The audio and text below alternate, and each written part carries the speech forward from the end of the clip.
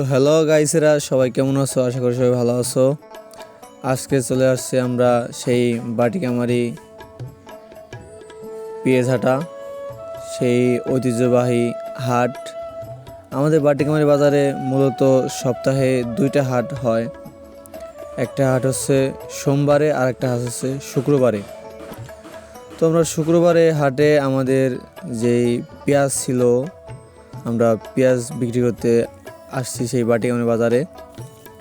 তো আজকে এই বাজার আপনারা দেখলেই বুঝতে পারবেন যে অনেক ভিড়।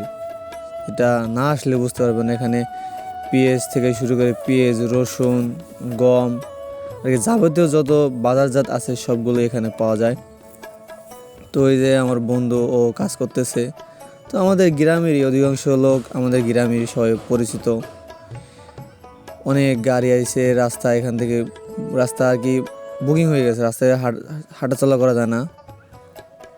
তো রসুন, পেঁয়াজ সব কিছু মোটামুটি আলহামদুলিল্লাহ ভালোই দাম পাওয়া যায় বর্তমানে। পেঁয়াজের দাম হলো 1400 থেকে 1300-1400 এরকমই। তো রসুনের দাম 2000-2500 এরকম হবে মেবি। তো এখানে এই যে হচ্ছে আমাদের কলেজ মাঠ, বাটিকামারি স্কুল মাঠের কলেজ মাঠ, এখানেও প্রচুর ভিড়।